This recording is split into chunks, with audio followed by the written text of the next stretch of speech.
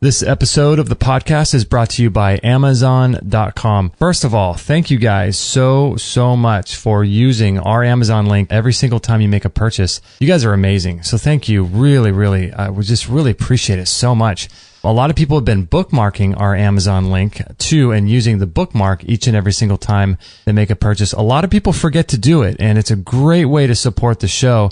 I know most everyone uses Amazon and purchases off Amazon, and if you just think about the work that we do here at Extreme Health Radio and you like what we do, consider supporting us. Consider next time you make an Amazon purchase, if you have something to buy, click through our link first, and that will help support the show. It's really an easy way to do it, and we appreciate it so much. And many of you guys have been doing that, and it's just really a huge help to help us pay all of our bills. And we're also brought to you by our store. We're adding new products to our store all the time. Recently, we just added the Rapid Release Pro 2, which is a great machine that I use on my lower back to release trigger points and knots, and it's an amazing machine. We've got water vitalizers, we've got the earthing grounded bed sheets, we've got organic beds themselves, the Beta 3 Glucan, which is the beta glucan from Better Way Health, the best way to improve your immune system. We've got grounded sandals, chemical-free cookware, the Biomat raw dog food for your pup. We've got facial products, skin products, all kinds of really great products in our store. So if you haven't been over there in a while, check it out. We've got lots of cool things going on.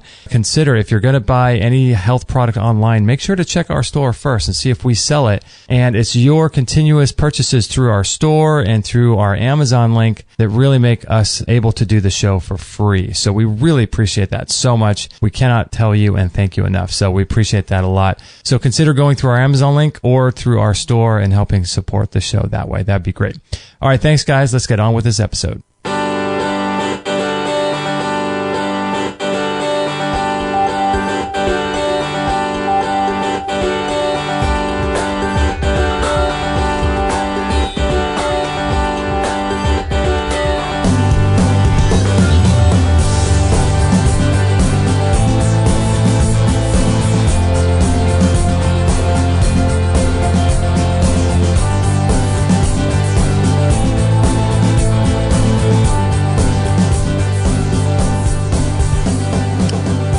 Welcome, everyone, to another edition of Extreme Health Radio. Thank you so much for joining us. We've got a lot of cool things to talk about today.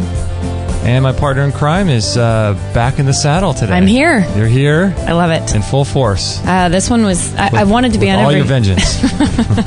I wanted to be on every show, but this one specifically is near and dear to my heart with the whole craze of MTHFR seeming to hit everyone I know. So yeah, have you been, or a lot of people you know have been hit? A lot of people seem to be dealing with this, and it's a confusing thing. And I've watched many of Susan's videos and find this subject really compelling. So I had to clear my schedule to make this one happen. So yeah, I'm honored to be here. I know, it's great, isn't it? Yeah, thanks. I missed your dancing at the very beginning. Thank you.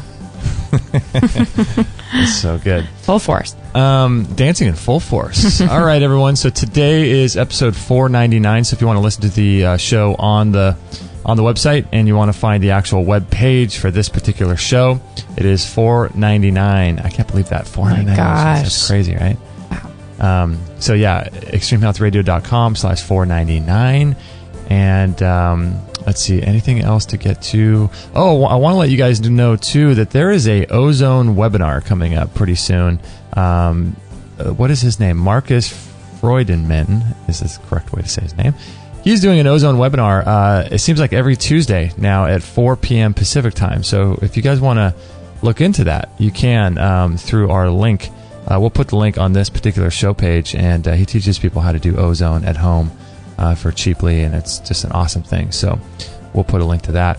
I don't think there's anything else to get to. Today we have Susan Luschas from debugyourhealth.com, and we found her, I think, just by chance, wasn't it? I think you did. I remember you sent me her site over a year ago, and I've saved it and looked through it many times. And yeah, wow, she's doing amazing things. It's great. Yeah, it's just amazing. And then what she's doing is just helping so many people with her videos and her protocols and things that she's been able to uncover.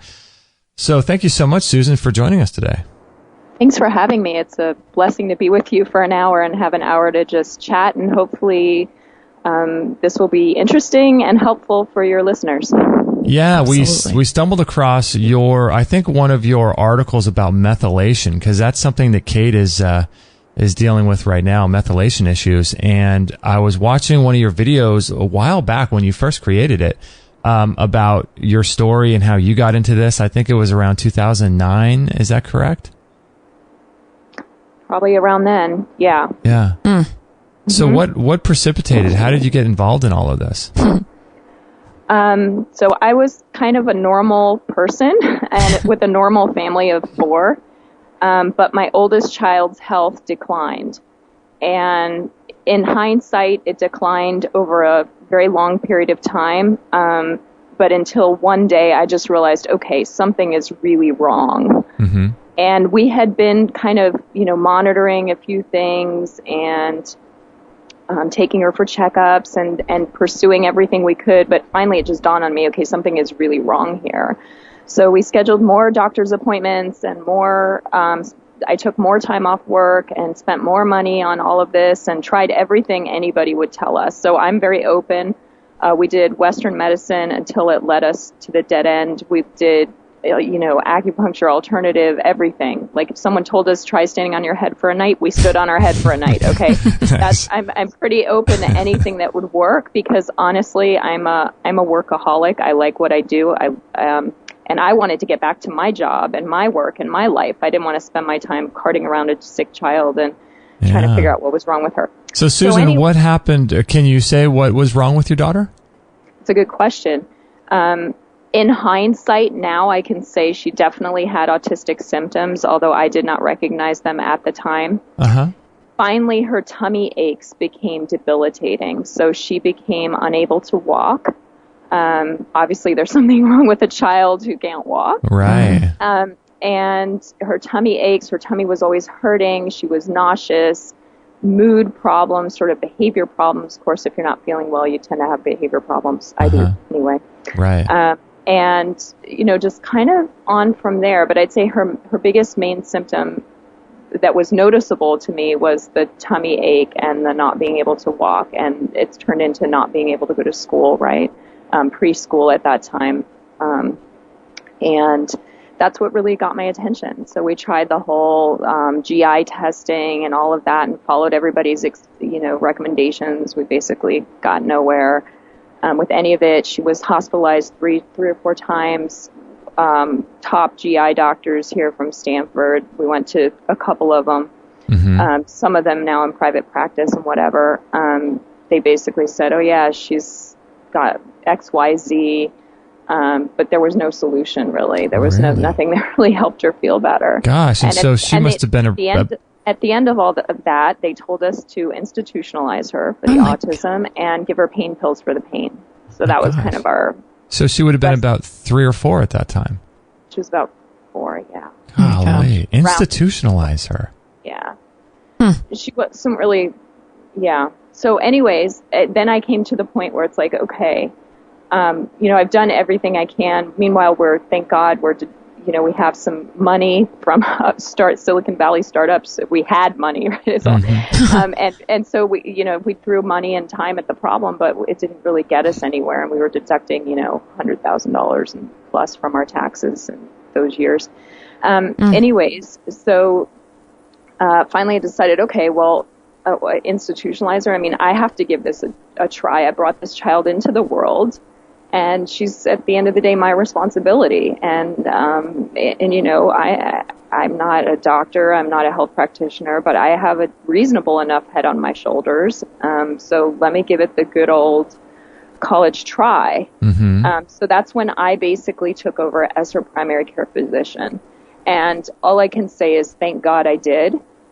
Because as soon as I got her to health, the rest of us declined. The other 3 members of my family declined. Oh my gosh. So when you got her, so when you decided to take over, after how long was that of searching for conventional wisdom medications? It was probably, well, again, this was somewhat gradual, but I would say it was a year and a half of intense Western, hospitalizations and tests and appointments and things. So I would say it was a year and a half of me making all of her Western and Eastern doctor's appointments, my priority, my number one priority. And it was a year and a half of me taking significant time off work to deal with that. That's crazy. So you did that for a year and a half, and then you found something that worked. And then when you found something that worked, the rest of you guys went downhill. Well, it's not one thing that worked, but basically, yes. Once I got her to health, and she ended up being able to go to public school kindergarten. The rest of us declined about 6 months later, I would say. Oh my gosh. Well, actually, longer than that, maybe almost a year later. Now, it's not like one day we did one thing and she was all of a sudden healthy. It was more of a process, and things took a lot of time, and but we did restore her to what I consider to be full health. And then the rest of us went down, and thank God I had done this already with her, because I kind of knew where to look with us. She had already suffered for years until I figured it out and figured things out. And so that saved the rest of us. It saved myself as well. So were you guys having the same type of symptoms as she had then? Well, what happened was, it turns out, as you can see on my website, we had to go through all kinds of topics. But at the end of the day, the oldest child had Lyme disease. And I'm convinced that had she not gotten the Lyme, she has MTHFR issues, and she had parasites, and she had heavy metal toxicity, but I'm convinced that had we not put the Lyme on top of that, her body probably would have been able to deal with all of those other things. So it was once she got the Lyme on top of all of these other problems that she went downhill. And then what happened was, it turns out our family had a huge head lice infestation. I knew nothing about head lice, so by the time I caught it, it was really bad. It was, we all had hundreds of head lice in our hair and scabies and stuff like that. Well, it turns out the head lice had passed the Lyme to the rest of us. Oh, really? So 6 months after the head lice, we all, the other three of us, my youngest child, my husband, myself, we all started going downhill in various ways. And because of that, I had to deal with my own parasites. I had to deal with my own chronic dental infections. And again, I've been living with those parasites and those dental infections for 30 years. So it's just the Lyme on top of all that, and the heavy metal toxicity, of course, that made my body say, I can't function anymore. Wow, and that's crazy. My husband presented in all four of us presented, with slightly different ways. My husband had a dental infection, but he only had one. I had four. So we all had different underlying parasites. For some reason, my husband didn't have flukes. The other three of us had flukes. My husband had worms. I personally didn't have as many worms. So anyway, we all presented somewhat differently, partially because our body had other chronic infections besides the Lyme. And so once we got the Lyme, it was just pretty much over. Unfortunately, the Lyme that we got all the co-infections as well, every single one that we've ever tested for. We're also unlike a lot of Lyme people, in a way you could say we're fortunate. We do have a Western blot positive on every single band test. And we've repeated that test as well. So if anyone tries to say, oh, you don't have Lyme, it's all in your head, I can say, well, we're a CDC reported confirmed case of Lyme. Now, and that's not something to brag about, but in the Lyme world, where a lot of people say, oh, you're making it up and da-da-da. And I know Lyme goes after the immune system, so these tests often show up negative for people. And I know they have Lyme, but they can't get a positive test. Wow. But we did get a positive test. But interestingly enough about that, while I'm ranting on about that, we didn't get a positive test until we were healthy. And so our bodies didn't start producing the antibodies to Lyme until we were actually pretty much symptom-free. So I think that's why a lot of people suffering from Lyme won't test positive, because their immune system is so overwhelmed and compromised that they can't even produce those antibodies to test positive on the test. So the $1 million question is, everyone's wondering, I'm sure, how did she get Lyme in the first place? I mean, is it always a tick? Is this a great lie everybody buys into, or can you get it a ton of other ways? Well, we got it from head lice, from her. So she got it from somebody that had head lice? No, she got it from a tick bite. So she did get it from a tick bite. Oh. Yeah, she's had, before all of this happened, she had 2 tick bites. We were told that the ticks weren't on more than 24 hours, so don't worry about it. So we didn't. That's what our pediatrician told us, and we believed it. We didn't know. anything about that's ridiculous. Now I know that's ridiculous. How could I have believed that? But I just didn't know any better, and I believed it, unfortunately. She had 2 tick bites anyway, one at age 1.5 and one at age 3. And then she got another tick bite actually once she was healthy, also around this area. And that one we actually saw a bullseye rash. We didn't actually see the tick on that one either. We just saw the bullseye rash on that one. So she did also get re-exposed.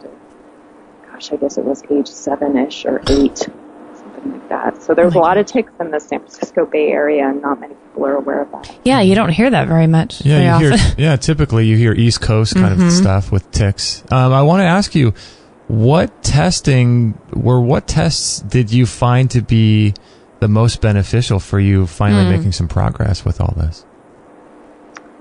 What tests for, not just for Lyme, for anything? You mean testing in general? Yeah, testing in general, because you said for sure you had, the Lyme, but then also some of the other things. I'm just curious what tests you guys did that gave you, the most information that you were able to go off of. Okay, so kind of the most bang for our buck test, right? Yeah. Yeah. The big, my first instinct is to say none of the above, because I have binders I have 4 big binders here full of tests of various kinds. My gut reaction is to say none of them really told us the complete picture or what we needed to know. If you were to make me pick one that I thought was the best, it was actually the microbiology and yeast stool test. And you can get that from Doctor's Data. You can get it from Genova. They have different versions of it. There are other labs as well. Anyway, the one thing that helped her the most first and then helped us the most is cleaning up our gut. And that test, when I got that test, I saw, okay, we have some dysbiotic bacteria. Let me set as a goal to clean that up. And I did whatever I had to do to clean that test up. And it basically forced me to heal our guts and figure that out. And so that's why I have to say that test was probably the most useful. Of course, cleaning that test up is only part of healing your gut. But I actually had to go through quite a few things to get that test clean. And that was probably the biggest step forward for her initially. And then, for us, our guts were better than hers was to start with. And that's the yeast culture gastrointestinal test? Yeah, it's usually called microbiology, or sometimes they call it microbiology plus yeast. Got it. We never had much yeast because we just never ate much. We never ate sugar anyway. But we did have some dysbiotic other bacteria that are pretty much, a lot of people have. It's kind of a symptom of leaky gut, or not symptom, but a result of leaky gut. A lot of people have them. Well, that sounds crazy. If you guys are already eating a low sugar diet, I can't imagine how. I mean, I've tried the last 5 years to start healing my gut, and I'm making progress, but I'm nowhere close to where I feel amazing. But that's quite a process. Did you find anything to be more helpful than others as far as there goes the dogs, the clearing out of the gut infection? So I think for the gut, there's a bunch of pieces that people know about, and then there's a bunch of pieces that people don't know about. So the pieces that people know about are diet, and I think diet is key. I think that's really important. But I also think there's some other pieces that people don't know about, and one of those is stomach acid. A lot of us just aren't producing enough stomach acid. Mm-hmm.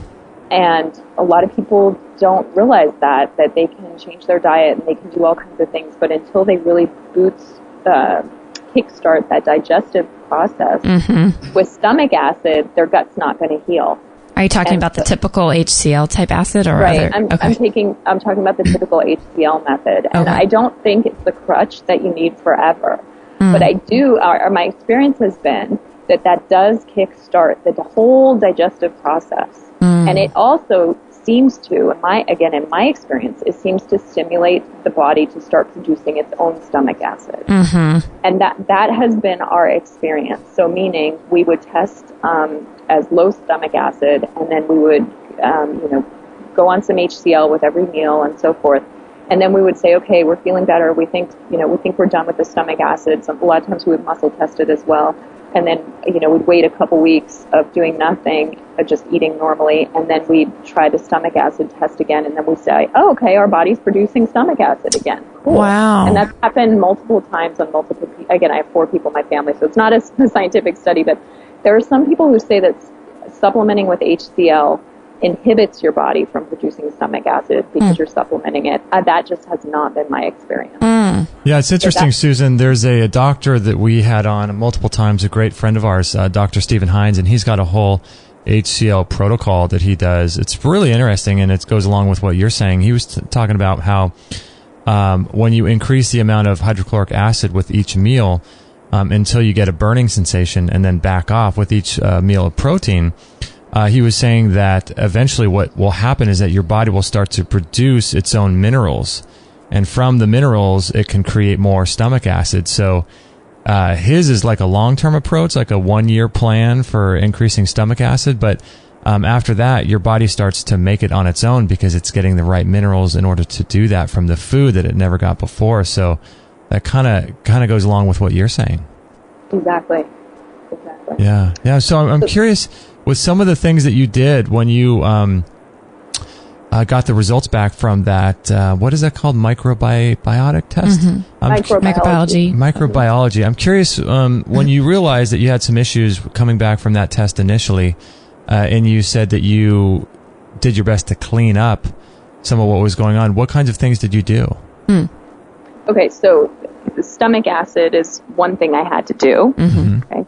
The other thing we had to do was hiatal hernia and digestive valve issues. So the oldest child especially had a hiatal hernia. And if your stomach isn't in the proper position with enough room to produce stomach acid and digest your food, you're not going to digest your food and heal your gut either. So she had to go for chiropractic treatments for the hernia. Her sister did too once, but the oldest one really had to go a couple of times. And the other part besides the hernia is the digestive valve. So there's the Houston valve and the ileocecal valve. And those are further down in the digestive tract. And those can also be sort of stuck. And my personal theory, again, I have no science to back this up, is that some of the dysbiotic bacteria congregate in those pockets around those valves and force them and basically cause them to stick open instead of opening and closing like they should be. So it's kind of a chicken and the egg problem because you want the valve to function properly so you can digest and clear up those bacteria, but the bacteria are causing the valve to stick.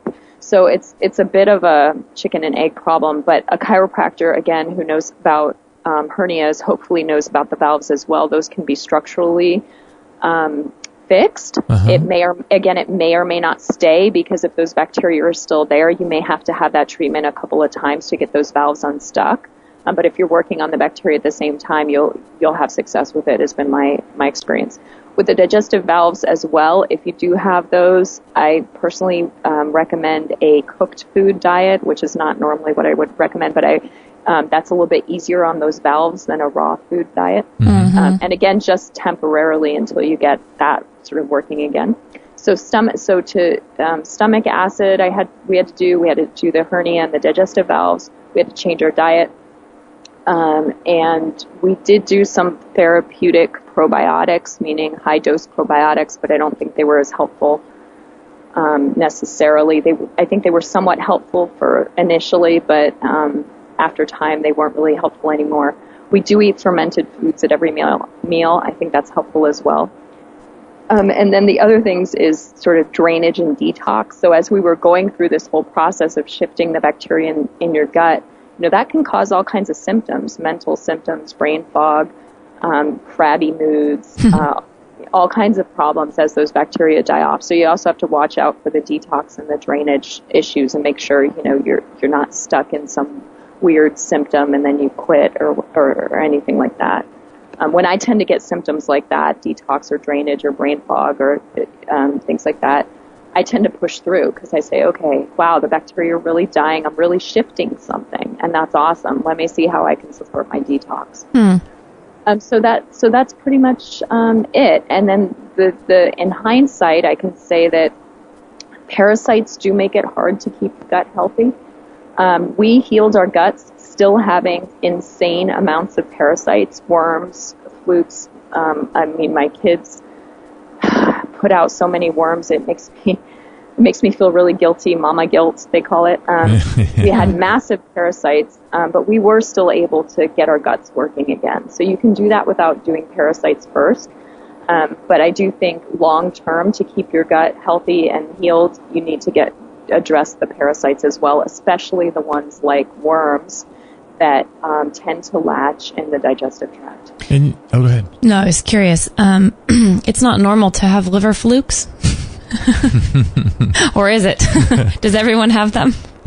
I think a lot of people do have undiagnosed liver flukes. In hindsight, I can say that. I'm not a practitioner, but I can say that of the people who've come to me with various symptoms and the symptoms line up with fluke symptoms and I test them for flukes, they always have flukes. So there's a lot of Americans that do have flukes. I personally am an American. I was born here. I was raised here. I never really traveled very much. My family never had much money. But anyways, I think there are a lot of people that do have them and they're undiagnosed because there is no test for them. Basically, there is no, there's really testing. Let me say there is no 100% CDC recognized human test for liver flukes. So you can send stool to an animal lab and say it's sheep poop and get it tested. But short of that, there's really no CDC even recognition of the issue in humans. They just say, it's only in third world countries. It doesn't exist. And, that's so crazy because I had a good year of detoxing my liver and it was suggested I do coffee enemas and I'd see liver flukes come out daily and that it was really shocking to me. And then it started to become something that I thought, well, maybe this isn't that big of a deal because they didn't stop coming out. So I thought everybody must have these. It's probably just because I've opened the door of, doing the coffee enemas that I'm seeing these things. But it seems like to be a big problem that stands in the way of people's gut healing to me. I don't know. Yeah, the flukes themselves, they like to be in the liver and gallbladder. Ugh. They aren't really, I'm surprised, in fact, that you got some out with enemas. Really? I never saw liver fluke. Really? Come out with enemas, at least from me, and I had several hundred or probably 1,000 of them at least. Oh my gosh. But I never saw them come out with enemas. They generally don't like to be in the digestive tract. They generally prefer the liver or the gallbladder area. They can also be in the lungs as well. That's kind of their third favorite place to be. So for the gut healing, I tend to say worms, and you can usually get some good worms out with enemas. So if you're doing enemas, that's at least a really good start on the worms and getting your gut healthy.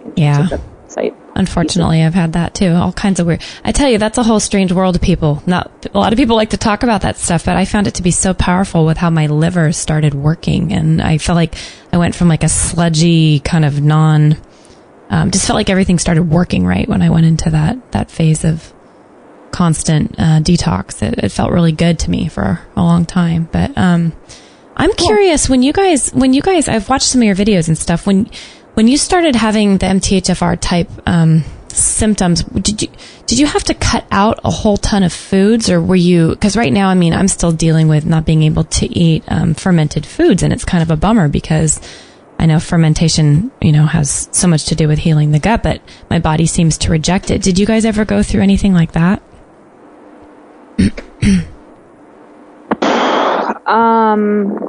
Not exactly. Okay. I would say the main methylation related issue that we had was probably with my oldest child again. And when she didn't get her methylation supplement, she pretty much stopped functioning after 2 p.m. She was just exhausted. She couldn't do anything with her. She couldn't sit. She couldn't talk. She couldn't interact. She was just done. She was just ready for bed at 2 p.m. Oh, gosh. But when she got her methylation supplement, she could go, until 5 o'clock, until, dinner time. 5 o'clock at school and then home for dinner and then to bed, kind of normal. So our main MTHFR sort of that I can say is 100% MTHFR was her fatigue. Gotcha. And did that come with food issues? Not any more food issues than she already had in terms of tummy aches and nausea that she already had. So was that due to MTHFR? Was that due to the gut? Or was it due to the Lyme? Right. Tummy aches are a very common Lyme symptom as well. I'm not sure that it's actually the Lyme. I think it's the Lyme hitting the immune system that hits the gut and creating all kinds of dysbiosis. But so I'm not sure that we had specifically food issues because of MTHFR. Did you guys get tested for that, by the way? For what? For MTHFR. Do you think there's a test that's worthy of taking for 23andMe, people? right? Yeah, but I'm curious. A lot of people kind of don't believe in it or think it's worth it. We actually did 23andMe, the saliva test, and we did a blood test with LabCorp, which is a very standard laboratory. And the LabCorp results for the conventional mutations were exactly the same as 23andMe. Oh, good to know. So I tend to believe it. If you look on my website and click on methylation, the data's all there. You can see exactly what methylations I have. Yeah, I'm right there right now. I have in my kids and stuff. But we did do the blood and we did the 23andMe, and the results were exactly the same. So that's good for people to know in case they haven't been on your website, because we get that question a lot, actually. Yeah. This is, again, just 4 cases. This is just my family of 4, but I did do all 4 of us at both places. Okay. So, Susan, what does this mean in terms of the inability to methylate? Does this mean that your family can still, can you methylate properly now? How do you introduce sulfur into your diet, and how does that all of that work? We actually, well, let me say, for example, let me back up for a minute before I get to your question. My oldest child, pretty much, like I said, didn't function in the afternoons without her methylation supplement. The rest of us, my husband has exact same mutations she does. My youngest child is also has 2 Cs, and we all 4 of us have mutations, different ones, but we all functioned. So I think that your body can methylate even with these mutations, but if you have enough chronic infections, heavy metal toxicity, parasites, Lyme, whatever, your body sort of stops methylating along with that. So we never saw the presentation of traditional MTHFR symptoms until we got all these other chronic infections. So I am of the belief, and I know a lot of people don't agree with me on this. I've gotten a lot of hate on this on YouTube especially, which is fine. People don't agree with me on this, but I think if you actually clean up some of your other chronic infections, your body actually naturally starts to methylate, whether you have those mutations or not. So our family initially, when my oldest child got sick and then the rest of us got sick, we all needed, and in fact, even before my husband got sick, for example, he needed his methylation supplement too. He functioned a lot better with it. And I think that was because of his worms and his dental infection, if you ask me, in hindsight. Now that we've cleaned up all of this stuff, we hardly ever take methylation supplement anymore. We do test for it. I test for it probably every 2 months. I go through our supplements and look at, retest everybody for things like methylation. For example, I just check in on that. We check in on parasites. We check in on minerals. We check in on detox. We check in on heavy metals. We check in on all of these topics sort of every 2 months. And it's hardly ever now that we need a methylation supplement. In fact, I was waiting here another year or so, and then I'm going to publish some data on that just from our family to say, before versus time, I'm going to plot methylation supplements versus time. I've already got this in my head. And on the time axis, I'm going to label, here was our dental surgery. Here was our parasites when we started really getting rid of our parasites. Here was when we really started treating our Lyme, and then plot the methylation supplements we needed. And I think you'll see that they declined as we sort of worked on all these other topics. Now, what are those methylation supplements? I see a whole bunch right here. Did you stick with the Thorn product? I mean, or were you? So I put down, I think on the website somewhere, I put which were our most used ones. And we have a bunch of them that we used. So a lot of them were Thorn, but not all of them. Okay. Yeah, I see a bunch right here. Yeah. People can get on, and there's so much on your website. Yeah. I have a list on my site of 6 of them, I think. Yeah.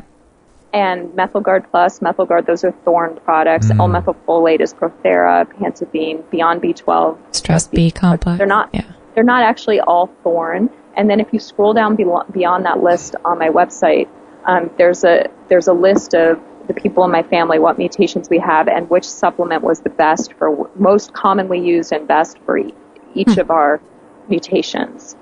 So I'm not saying that this is scientific data. I'm just saying it's our family of four's experience. I noticed that, for instance, my oldest child, she just tended to be a Methylguard Plus person, and I didn't really know why. And I tended to be more of a Pantadine person than anyone else in my family. So I was just kind of noticing these things. So I finally went through all the numbers and tabled it up. So I don't know that this is a general result in any way. But another thing I get a lot of hate for on methylation, and you know, I don't mind if people hate on me for this, but my experience has been that still, even given this table of which methylation supplement each member of our family with different mutations needed, the methylation supplement we needed varied over time. So if we were doing chelation or we were working on parasites, sometimes that methylation supplement would really need to shift, and sometimes it would need to go away. Sometimes our body would be like, okay, that's too much. I've got too much of that going on right now. I need a break. So Susan, the methylation supplement wasn't like, oh, just this one supplement for this one mutation. That just hasn't been my experience with it. So in terms of the of all of the things that you're working on, dental infections, parasites, heavy metal, Lyme disease, gut and colon health, and then the structural issues with the stomach that you're talking about, obviously you're not a doctor. I mean, you're a doctor, but you're not a medical doctor, but you can't give medical advice, and we're not doing that for people. But I'm curious, what order did you proceed in doing all of these different protocols? Like, you know, did you tackle gut health first, it sounds like, and then you did parasites after that, and then heavy metal after that? And what was the order there? Well, we had tried all of these things over many years sort of unsuccessfully, but once I started sort of successfully figuring out some of this stuff, gut was kind of the first thing I figured out, and I said, wow, that really helped. So gut was the first thing that I would say we did first, and I generally sort of recommend, if people ask me what to work on first, my answer is usually gut, because without the gut you don't have an immune system, and it's hard to work on anything else without an immune system. When you say gut, without the gut you don't have minerals either. So Susan, when you say gut, like, are you talking about, I mean, there's many different protocols and ways to heal the gut. What were you doing? Well, just what I already went through with you. Diet, hernia, digestive valve, stomach acid, clearing up the stool test, detox and draining along with that. For everyone in your family, not just you. Right. Correct. So, so my philosophy with this was when my oldest child got sick and we needed to experiment with her and change her diet and whatever, I did the whole family. Got it. Did you do any herbal cleanses or any colonics or anything like that? Sorry. Oh, sorry about that. Did you do any herbal cleanses or colonics as well? Enemas. Enemas? Enemas? Yeah, but not for the. We didn't do that for the gut. Like I said, we worked on parasites after the gut, and we didn't do enemas until the parasites. Enemas are actually a little bit scary when you're talking about a 3-year-old. And her little sister at that time was about 2 or 3. I think she got her first enema right around her 3rd birthday. So that, you know, it's a little bit more of a scary thing when you're talking about a 3-year-old.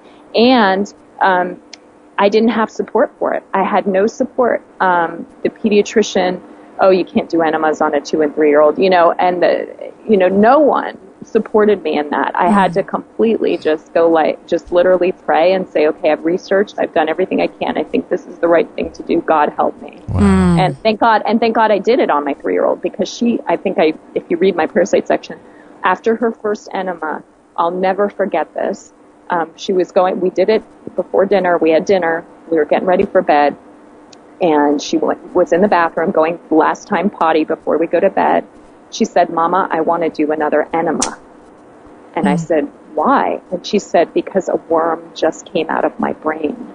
And then she got up from the toilet. I looked in the toilet, and there was a baseball-sized tapeworm. It was unbelievable. Wow. So anyways, I did not do enemas for the gut. I did not do them until we did Parasites. In hindsight, I can say that I think an enema would be probably good for the gut because you'd probably get out some worms if you have them, and that'll make it easier to heal your gut. We did not do that. Again, hindsight is 20/20 on that. Right. That's interesting. What about any like herbal cleanses or anything like that? Did you do those for the gut?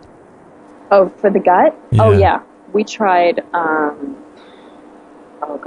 all these Western and Eastern practitioners, they prescribe us all kinds of stuff. Yeah. I got a whole, okay, let's see, Bio-HPF, Gastroment, various forms of DGL, Wow. berberine, GSE, grapefruit seed extract. There's a whole long list of those that I could dig up that we tried. Are you familiar, Susan, with the protocol, the Marshall Protocol, and its relationship to Lyme disease? I haven't heard the word Marshall Protocol, so no, I don't know about the Marshall I've just Protocol. become aware of that recently, and it's an interesting idea. If there's a website called it's hard to say, Bacteriality. So it's BACTERIALITY, and it's this woman who has a very similar situation to you. She had chronic diseases, and she finally figured out it was Lyme. This was back in 2005. And there's a guy down in Australia named Trevor Marshall. I think he's a doctor, and he started this treatment for Lyme disease, and it's also a bunch of other, but it has to do with vitamin D and receptor sites and MTHFR, as well as low dose, I think naltrexone in terms of a more conventional treatment for Lyme disease. But I don't know too much about it. I think it's pretty controversial, but it's an interesting idea. It's called the Marshall Protocol. Okay. Yeah, and there's a whole forum about it, and there's a bunch of different websites, marshallprotocol.com, I think it's called. But this Lyme... I haven't heard of it. I can say I'm on several Lyme groups. I'm not a Lyme, I don't spend full time working on Lyme disease, but I'm on several Lyme groups, and people aren't talking about that. So Yeah, it's interesting. It's pretty in-depth, too. So can I actually interrupt and clarify one thing? Sure. Really quick? Sorry to interrupt, but I want to just clarify the word protocol. And the things that I put on my website are not necessarily protocols. In fact, they aren't protocols. It's what worked for my family, which is only a sample size of 4. It's not a sample size of 2,000 or 5,000. Will the things that worked for us work for other people? I don't know. Maybe, yes, some, maybe, who knows? Maybe for a while, and then you have to do something else. So because of that, I put a lot of videos on my website about how we figured it out. So not just what our answer was, but how we got to that answer. Like, for example, the methylation supplements. I don't know how we would have fixed our MTHFR issues had we not been able to do muscle testing. I really don't. Because there were times when we really needed to stop. There were times when our bodies really needed to switch. How do you figure that out? And what worked, even in the 4 people in my family, for example, what worked for my oldest child, who, by the way, has the same mutation as my husband, was not the MTHFR supplements he needed. Yeah. So, I just want to point out that the things on my website, I get a lot of comments and write-ins about, I tried your protocol. It's like, yeah, but that's not really a general protocol for everybody. Right. What is a general protocol for everybody, and I think my site actually failed at getting this across, is that I think you need to learn how to muscle test or pendulum or whatever you do to figure this stuff out, because without that, I don't know how we would have figured all this stuff out. Wow. So you were muscle testing all of the supplements for all 4 members of your family and all of that. Right. I basically became my oldest child's primary care provider, and then I became our primary care provider. I have to ask real quick, what was your form of muscle testing that worked the best for you? Well, what I describe in my videos. So you'd Okay. have to go to my website and look at the videos. Gotcha. So everyone can do that. And it's different. It's sort of pretty much generic muscle testing. I like to do it personally with my husband, with two people. So with one person testing and one person being tested. Right. I prefer to do it that way versus by myself. I actually can now do it by myself, and I get the same results as if my husband tests me, but that's harder for people because people get into their own heads about what the answer should be and whatever. That's what I was wondering, right? I find it more repeated, more, at least initially I found it better with two people. Cool. And then how exactly I do it depends on what I'm testing. And so that's why you really have to look. Like, for instance, if I'm testing for flukes, I tend to hold the liver. I tend to hold the parasite medication on the liver to see if that helps. So there's different techniques, and there's different techniques I use for dental infections, for example, as well. So you really need to go to whatever topic it is and look at some example videos. Yeah, that's so interesting. I'm on your MTHFR page right now, and you have a four pictures of maybe your daughter with the tongue tie issue. That's pretty. Oh yes, the frenectomy and MTHFR. Yeah, tell us a little bit about that. Right, I didn't talk about that. The MTHFR has been sort of linked to tongue tie. The science isn't really there yet. There's a few articles out there about that, but nothing really scientifically significant yet. But I think it's real. I think there is a connection between MTHFR and tongue tie. I think a lot of us have tongue ties, even though we eat just fine and we speak just fine. Our tongue is still tight, and by having that released, people can feel a lot better. And it's interesting. I was first introduced to it because we went to an oral myofascial therapist, and she basically looked at my kids and said, okay, I see what MTHFR mutations they have just by looking at their frenum. No way. And yeah, she's like, okay, this one has, she said, okay, this one probably has this and this one has that. And I was like, wow, how did you do that?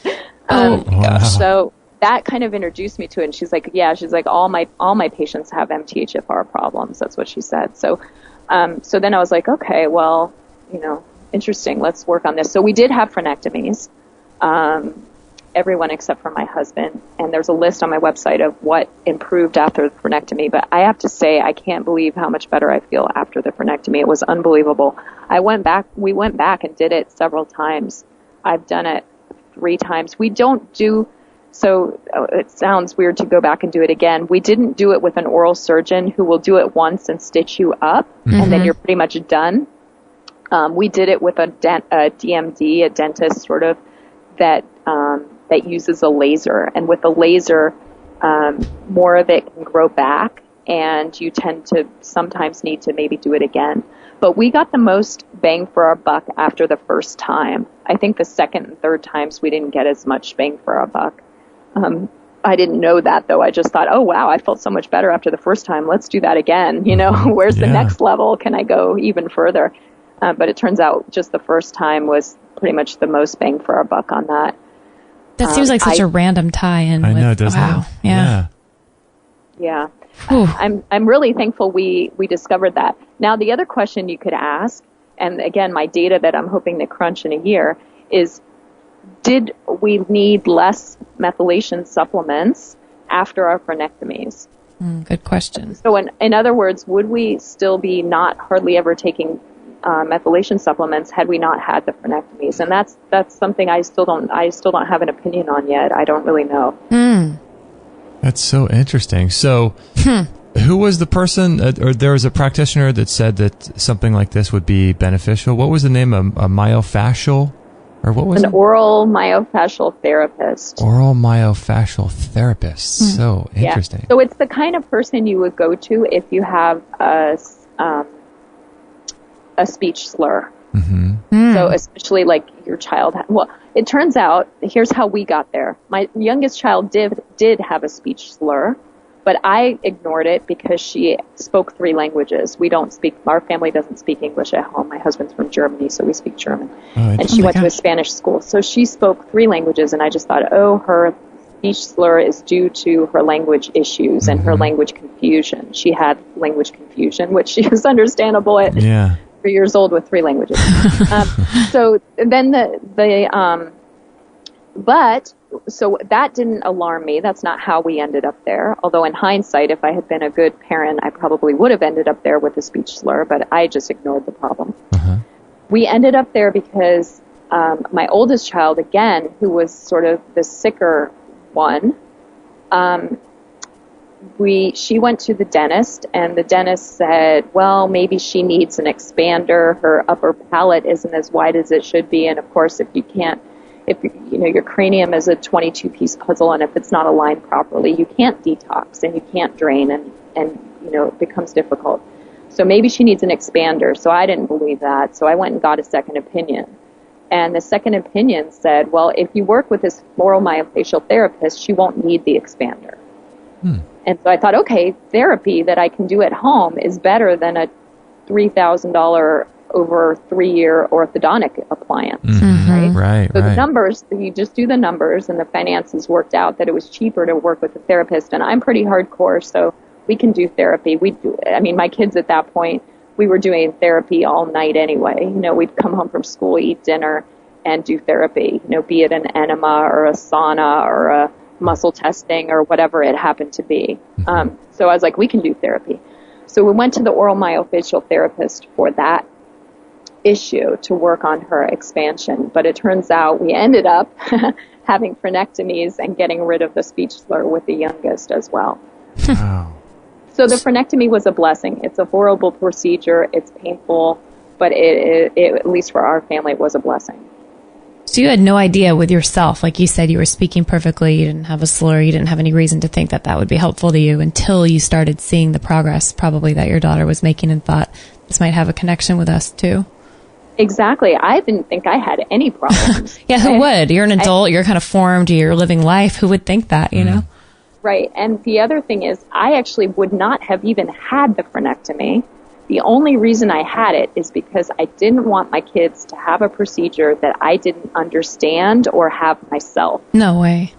So even like when my oldest child, she needed to fast, I fasted with her. Everything she's done, I've tried to do myself if I can. And so that's the reason I did it. And still, if my next child, if the youngest child needs another frenectomy, I'll probably do it again with her just because I'm like that. I don't want her to do it. I don't want my kids to do that alone. That's awesome. That is so cool. I'm on your page right now for Parasites. It's interesting. You have this picture of your daughter. Their little belly. With her little belly. And you see babies like this, with all distended bellies. And I never really think, you just think like, you kind of joke around and call it Buddha cute belly. Little Buddha belly, yeah. But you ask the question, are these bellies normal or distended because of worms? Right. So these are her baseball-sized tapeworm story that I told you. These pictures are before that. That's crazy. That's amazing. Yeah. Wow. So how often do you do a parasite cleanse yourself? Do you do it once a year or what's your... No, we check in on parasites. Usually every 2 months we'll check in on them, and we check about a week before the full moon or a week before the new moon. That's when they tend to be most active. And we'll muscle test at home, basically. That's how we do it. And we test about every 2 months. And the kids, I can say, are constantly being reinfected with worms at school. That's cool. So this is a lifelong thing for people. I don't want people to be confused. You can't really properly treat a parasite and never have a parasite again. Most people throughout their life are going to have to check in with this, huh? Seems like it. I think in general, especially when you go to a public school with 700 children, right? And we're talking. My kids are still elementary school age, right? So I have a first grader, for example, and a fourth grader. So. Well, I think too. Also, maybe they're people that have animals, dogs, cats, these types of things. That could You can get it from your food, eating it. You can get it from toilet seats. You can get it from even sometimes walking in the grass in your front yard or in the park. Well, you seem pretty positive. You don't seem, I mean, your site has so much information. I've been on it a few times, and whoa, sometimes I just have to get up after an hour because it can be overwhelming. And I wonder how your life looks to you. You don't seem to be overwhelmed by this as much as you just kind of know what you have to do, and it just becomes part of your rituals of your life now. So, yeah. Is that right? I reached bottom. I mean, my husband and I can't tell you how many times we almost got divorced over me treating our family with prescription medications, for example, as well as random supplements, as well as doing enema on the 3-year-old. I was like, okay, if he doesn't divorce me now, he might be in for the long haul, He's a keeper. With the dental surgery at one of them, I went septic. I actually got my will in order and said goodbye to my children. So I've been, and I've been debilitated by Lyme where I couldn't work. I couldn't think. I thought, oh my God, my MIT PhD is all gone from my head because I have such bad brain fog. I can't even think anymore. I've reached bottom. And from the bottom comes growth. And from the bottom also can come blessing. And, in hindsight, a lot of this was a growth opportunity for me and for my marriage and for my family. And we've learned a lot. When we were sick, we lost most of our friends. I think that's pretty common. It tends to show you who your real friends are and who they aren't. So, in hindsight now, I can say, wow, there were a lot of blessings. And it's not that, we're done. I'm still learning and I'm still crunching data and we're still working on chelation. And like I said, I want to crunch some more MTHFR data here in another year or so, hopefully. So it's not like we're done, but I think in hindsight, maybe this did happen to us for a reason. And, and we're blessed that we were able to grow and able to take control of our own health and healing. And because a lot of people are stuck and doctors don't help them and they don't get the strength and the courage to help themselves. Yeah, I agree. What a story. I was curious about your experience with the Andreas Kalker protocol. We had him on quite some time ago. And we also had another guy that did really interesting, unique enemas for worms. Remember he lost like 300 pounds because of this? Oh, yeah, I remember. I don't remember his name. Yeah, Volinsky. Anyway, I was just curious about your experience with the Andreas Kalker protocol that you have there on your Parasite page. Yeah, I think it's a great protocol. I think it's useful. I appreciated it because had we not had his protocol, I probably wouldn't have had the nerve to start the enemas.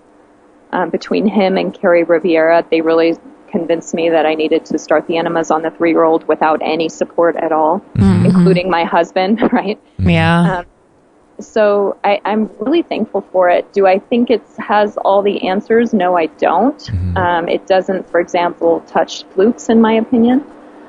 I think it's great for worms in general. I don't know that I also don't think personally it gets all the worms. I think if you want to get all the worms, you really need to do some prescription medications. That's my opinion.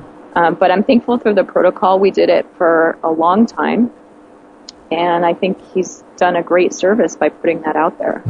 One of the cool things that I liked about your intro video that you have on your website, it's really cool, is you talk about how all of the practitioners that you went to, whether they be medical doctors or naturopathic doctors, Chinese medicine people, all these people that you went to go see, I thought it was cool that you mentioned, these people are just offering their ideas and their opinions. They're not. So you at that point had already taken control of your own health and your daughter's health, and you kind of stepped into that role as your family. And I think that a lot of times, a lot of us, we go to these doctors and we think that a doctor or a test is sort of an end-all, be-all. Looking for the magic bullet, Looking for a magic bullet, a magic diagnosis, some label to put on something. But your approach was like, okay, all of these people are just offering little insights into the puzzle that I'm trying to figure out here. And no one person is going to have all the answers for everything. You might find some answers in the medical approach, the natural approach, and you're piecing all this together. And I think that's a really refreshing mindset because, in our modern society, we just want quick answers and quick protocols and quick this and quick that. And I thought that was really, really, really just refreshing when you said that. Yeah. well, that was our experience. We tried what people said and it didn't work. And parts of what some people said were helpful, but overall, none of them had any were even close to the magic bullet for us, or magic bullets, right? Because it was more than one thing. Yeah. So I think taking control, only you can know your symptoms. And again, I go back to this muscle testing. I can't tell you how many times I've been muscle testing at midnight when my child is vomiting from who knows what, right?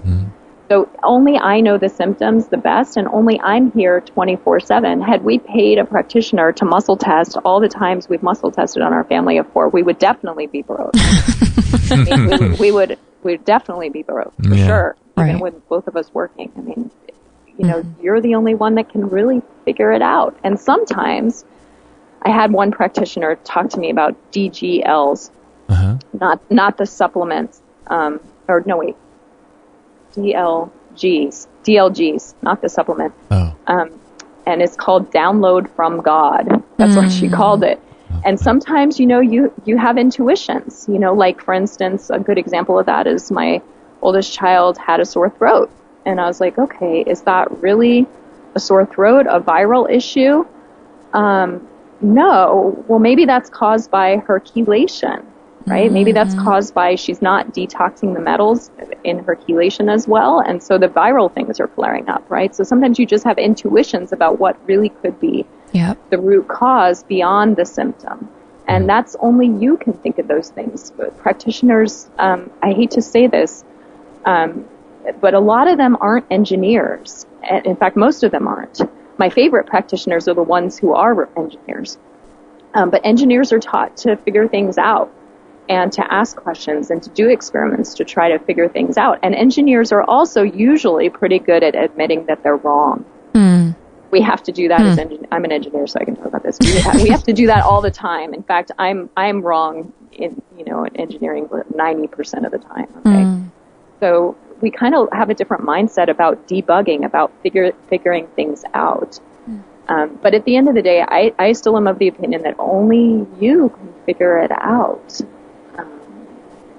I love that. I'm so glad that you brought this up, because I think a lot of our, nothing against any of our guests, but a lot of people have a certain protocol that's kind of a one size fits all. And like Justin and I often say, it's good information to introduce people to, but, there's no standard, because there's no standard human being. So we keep going back to that. And I think it's really good to reiterate. This is a great experiment. We're an experiment of one. Everybody is. And to not give up and to try to find the hope in it all, when a certain thing doesn't work for somebody. Because I feel like we get a lot of emails from people that are like, bummer, I tried this or I tried that. And you want to say, keep going, don't give up. And, in those places of darkness, and when you're at your lowest, to keep looking for a light at the end of the tunnel, because if we keep throwing different things at it, something along the way is bound to help us, Right. So exactly. That's encouraging. Yeah, that's so great. Thanks for sharing your story, though, and not wasting any of your pain, because you are helping the world. So thank you for all you're doing. Yeah, this is great. Thank you. Thanks for having me on your show.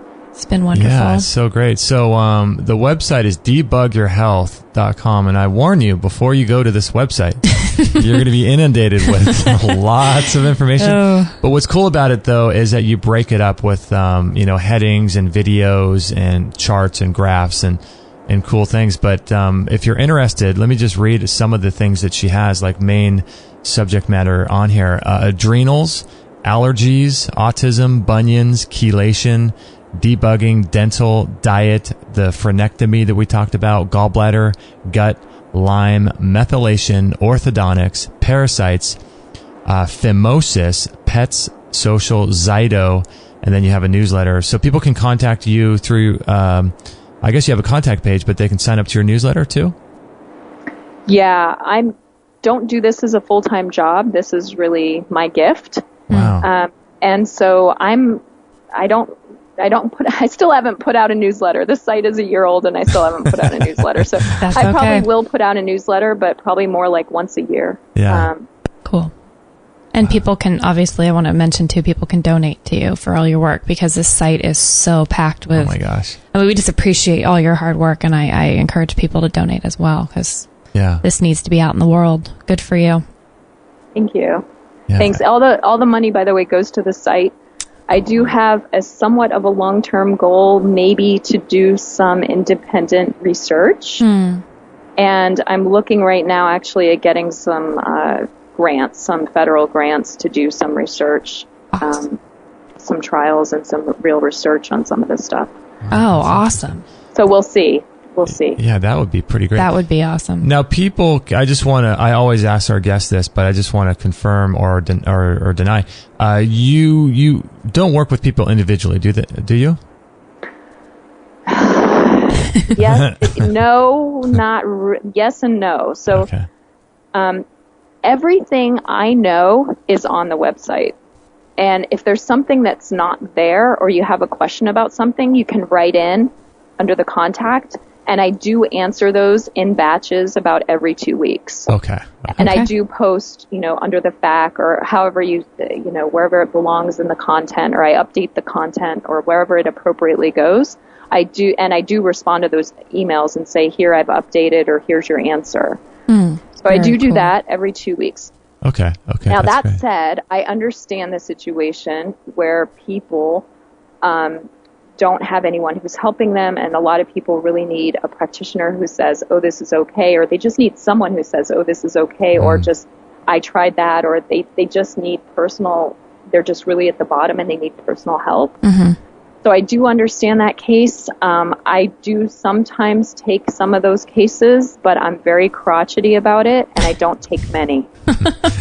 and it's expensive, and I hate to use the money as a barrier, but on the other hand, I find that my experience has been that if people don't pay, they don't really listen or appreciate my time. I completely hear you. And even if people are willing to pay, I don't always take them, because it's just, if I don't think I can help that particular case or person, then I don't take it. Yeah. So I don't take many is the answer, and it's just because that's not my personality. I am crotchety. I am impatient. I am a scientist and engineer, and this is not where I feel like I can contribute. Yeah. Where I can contribute is the information, maybe some research studies. That's more where my strength is. That's awesome. Well put. I appreciate that honesty. Well, that's great. That's great. Thank you so much, Susan, for being on the show. And the website is debugyourhealth.com. Thanks again for having me, and thanks for all the work you're doing. Awesome. You're so welcome. Thank Hang you. on the line there really quickly. I'm just going to close out the show. Thank you, everybody, for joining us. This was an awesome, I guess just a little intro into the work that she does over at debugyourhealth.com. And I encourage all of you guys to go over there and take the reins back to your own health, like we all should be doing, instead of looking to other people, and, start doing some muscle testing, start really getting involved in your own health. And I think that's kind of what she's promoting over at debugyourhealth.com. So Definitely. awesome. Thanks everybody Great for show. joining us, and we'll catch you guys on the next episode. I'm going to guess what you're going to say. Oh, you were quick. I know you. You were quick. You're going to say, and there you have it. Nope, I was going to say debugyourhealth.com. Darn, I thought I knew you. I would just have a big fail on like the Get to Know Your Spouse marriage show. Upside Get down. to Know Your Spouse. Debug Your Health. Yeah, golly. Looking at her website, I mean, it's definitely, you can tell, put together by, someone who's a researcher and scientist. She's a huge researcher and scientist. I've only watched a handful of her videos over the last. It was so funny. You sent that to me. You sent me her site probably over a year ago. That's right. I don't think it was that long ago. Was it? No, it was a long time ago. Really? I kept it up because it's what I do. It's one of my pitfalls. It's one of your... I keep all these tabs it's open. one of your many strengths. It's my weakness. 7,000 tabs. Jay, how come my computer's not working? Exactly. My computer's slow. Well, how many tabs do you have? 85. Do you ever shut it down at night? No.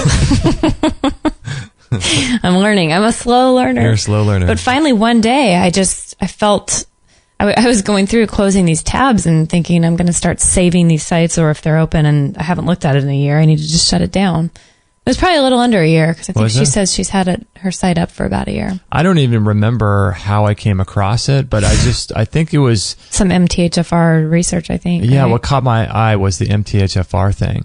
Good Lord. I mean, her story is just amazing. That is an insane story. I should have asked her at the end. I forgot to ask her how her family's health is doing now, but I think everybody's pretty good, right? I would assume, yeah. I mean, that must be hard too with your spouse not on board, because you're learning all this stuff, and I mean, it sounds like he kind of reluctantly went along, but then after his own health issues, he had to.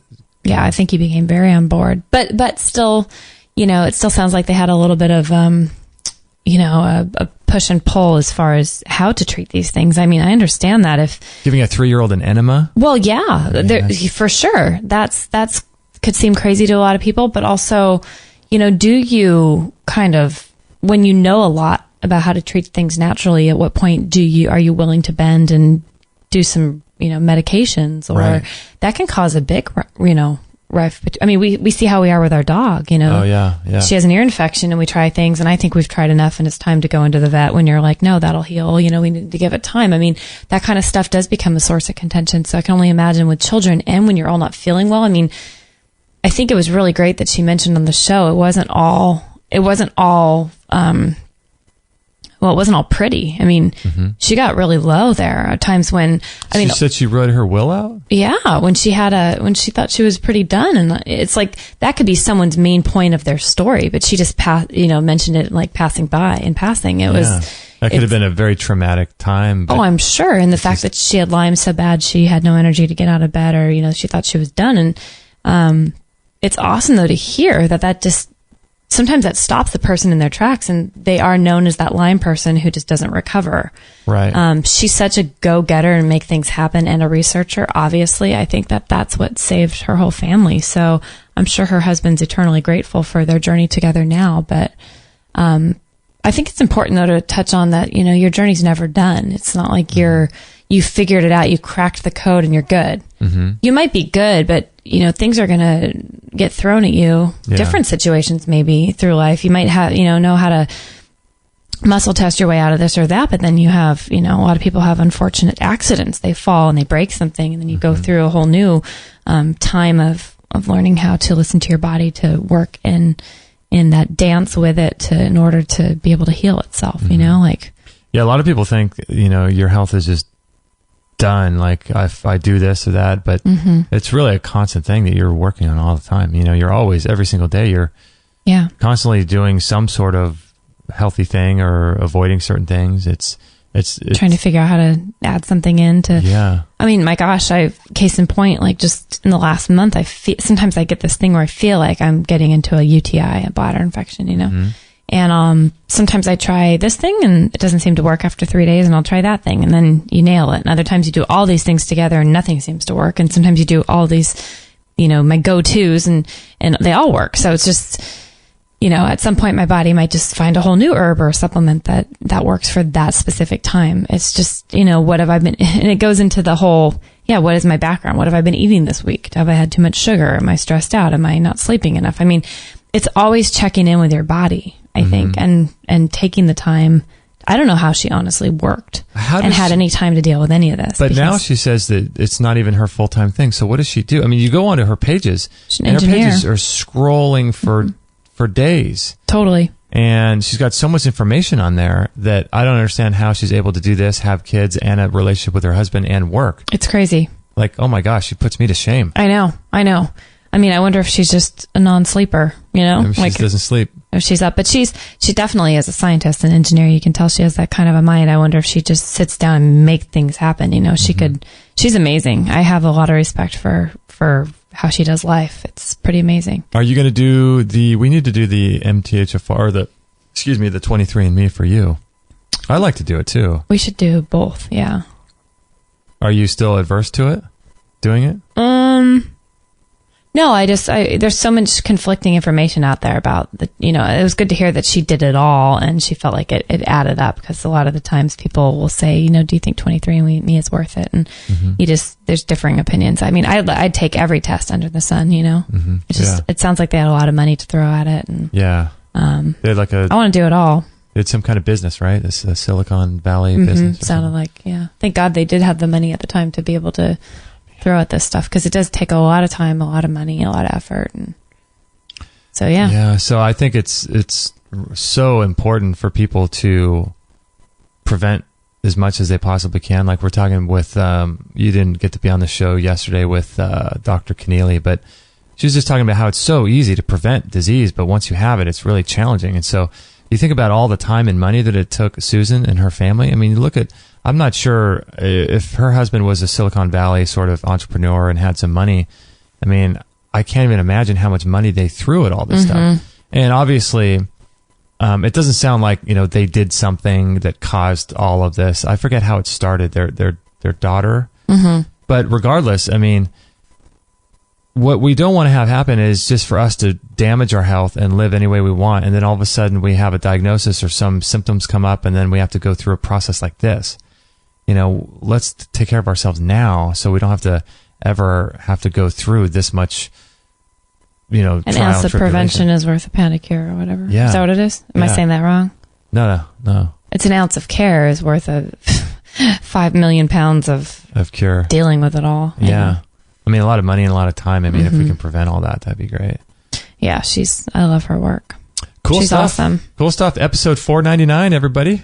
You got it. Crazy, right? 499. I'll see you on the 500, maybe? Yeah, you and I will do 500. All right. 500. All right, everyone. Thank you for listening. We appreciate it. Thank you for visiting our sponsors. Thank you for shopping through our Amazon link. Thank you for sending in your emails and your questions. And thanks for just listening and supporting us on Patreon and PayPal and all that good stuff. We thank you so much for that. Oh, and also thank you for visiting our store too. We're adding more products all the time and got lots of unique. Got some fun stuff on there. Yeah, I got some cool things on there. So really unique items on our store. So check that out when you have a chance. And that would be a great way to support the show. We love you and thanks for everything. We'll catch you guys on the next episode. No material on this blog is intended to suggest that you should not seek professional medical care. Always work with qualified medical professionals, even if you educate yourself in the field of live food, nutrition, and alternative medicine. I'm not a doctor, nor am I offering readers medical advice of any kind. None of the information offered here should be interpreted as a diagnosis of any disease, nor an attempt to treat or prevent any disease or condition. While information in this blog is discussed in the context of numerous conditions, it can be dangerous to take action based on any information in this blog or to